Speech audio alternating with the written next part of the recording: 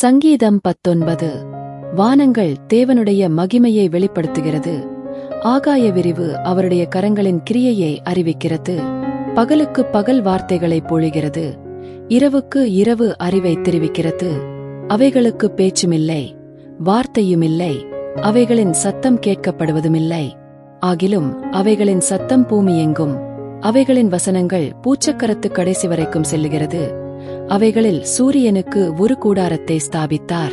அது தன் மணவரையிலிருந்து புறப்படுகிற மணவாளனைப் போலிருந்து பராக்கிரமசாலியைப் போல் தன் பாதையில் ஓட மகிழ்ச்சியாயிருக்கிறது. அது வானங்களின் ஒரு முனையிலிருந்து புறப்பட்டு அவைகளின் மறுமுனை வரைக்கும் சுற்றியோடுகிறது. அதன் காந்திக்கு மறைவானது ஒன்றுமில்லை. கர்த்தருடைய வேதம் குறைவற்றதும் ஆத்துமாவை உயிர்ப்பிக்கிறதுமாயிருக்கிறது.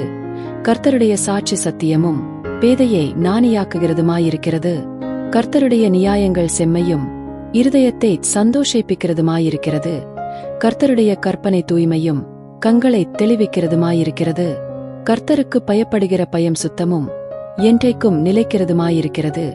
கர்த்தருடைய நியாயங்கள் உண்மையும் அவைகள் அனைத்தும் நீதியுமாயிருக்கிறது. அவைகள் பொன்னிலும் மிகுந்த பசும்பொன்னிலும் விரும்பப்படத்தக்கதும் தேனிலும் தேன்கூட்டிலிருந்து ஒழுகும் தெளிதேனிலும் மதுரமுள்ளதுமாயிருக்கிறது. அன்றியும் அவைகளால் உமது அடியேன் எச்சரிக்கப்படுகிறேன்.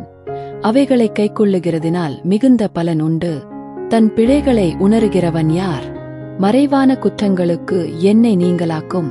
துணிகரமான பாவங்களுக்கு உமது அடியேனை விலக்கிக்காரும். அவைகள் என்னை ஆண்டுகொள்ள ஒட்டாதிரும். அப்பொழுது நான் உத்தமனாகி பெரும்பாதகத்துக்கு நீங்களாயிருப்பேன். என் கன்மலையும் என் மீட்பருமாகிய கர்த்தாவே, என் வாயின் வார்த்தைகளும் என் இருதயத்தின் தியானமும் உமது சமூகத்தில் பிரீதியாயிருப்பதாக.